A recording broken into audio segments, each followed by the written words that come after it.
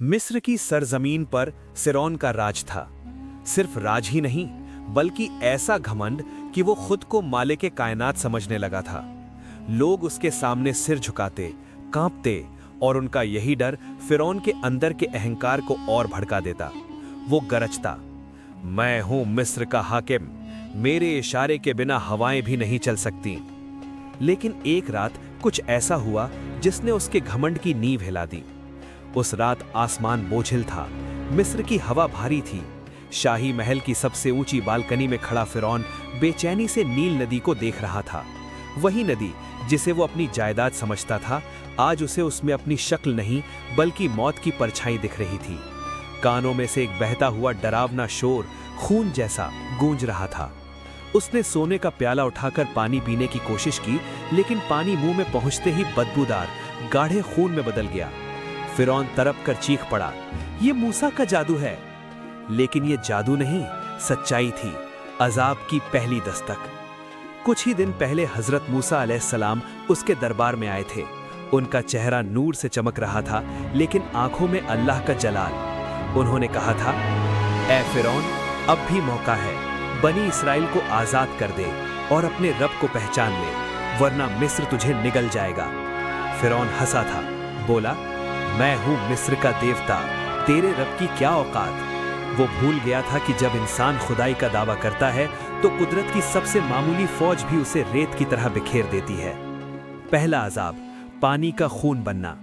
मिस्र का हर कुआं, हर नदी, हर घड़ा खून बन गया। प्यास से लोग तड़पने लगे। अजीब बात यह कि बनी इसराइल जब पानी पीते तो साफ मीठा पानी मिलता। फिरौन डर गया, मूसा से माफी मांगी, और जैसे ही अजाब टला, उसका घमंड वापस। दूसरा अजाब, मेंढकों की बाढ़। लाखों करोड़ों मेंढक मिस्र पर टूट पड़े।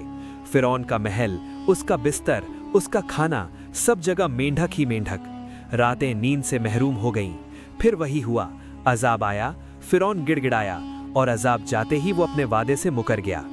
तीसरा अजाब, जुएं, और चौथा टिड्डियों का तूफान। धूल जुओं में बदल गई, लोग खुजलाते खुजलाते लहूलुहान हो गए। फिर टिड्डियों ने मिस्र की सारी हरियाली खा ली। मिस्र जो कभी बाघों का देश कहा जाता था, अब एक सूखा उजड़ा हुआ मैदान बन चुका था। हामान उसे बहकाता रहा, आप न झुकिए, ये सब मूसा का धोखा है, और यही झूठ उसे मौत की राह पर ले गया। हिजरत, बनी इसराइल की रातों रात रवानगी। अल्लाह ने मूसा अलैहिस्सलाम को हुक्म दिया कि अपने लोगों को ले जाकर मिस्र छोड़ दो। अंधेरी रात में लाखों गुलाम बिना आवाज किए निकल पड़े। सुबह फिरौन को खबर मिली तो वो पागल हो उठा, मेरी फौज तैयार करो, उन्हें भागने नहीं दूंगा। 20 लाख की फौज, रथ, घोड़े, तलवारों का समंदर, सब मूसा के पीछे।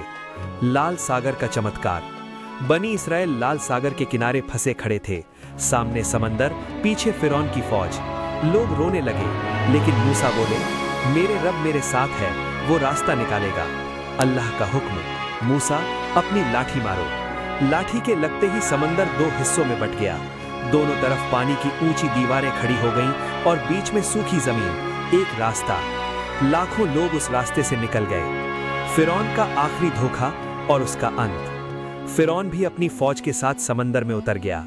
उसके दिल ने पहली बार कहा, मत जा, लेकिन अल्लाह की हिकमत चली, घोड़े उसे खींच ले गए। जैसे ही वो बीच में पहुंचा, मूसा को हुक्म हुआ, अब लाठी वापस उठाओ। पानी की दीवारें डरावने शोर के साथ टूट पड़ीं। पूरी फौज समंदर में दफन हो गई। फिरौन डूबते हुए चीखा, मैं ईमान लाया, लेकिन बहुत देर हो चुकी थी। फिरौन की लाश एक खुला सबक। आम डूबने वालों की तरह उसका जिस्म गायब नहीं हुआ। अल्लाह ने जैसा वादा किया था, उसका बदन बचा लिया गया। लहरों ने उसे बाहर फेंक दिया, वहीं जहां बनी इसराइल खड़े थे। हजारों साल गुजर चुके हैं, मिस्र की तमाम सल्तनतें खत्म हो गईं, लेकिन उसका जिस्म आज भी एक कांच के बक्से में पड़ा दुनिया को सबक दे रहा है। उसका चेहरा आज भी उस दर्द और घबराहट को बयान करता है जो उसने डूबते वक्त महसूस किया था।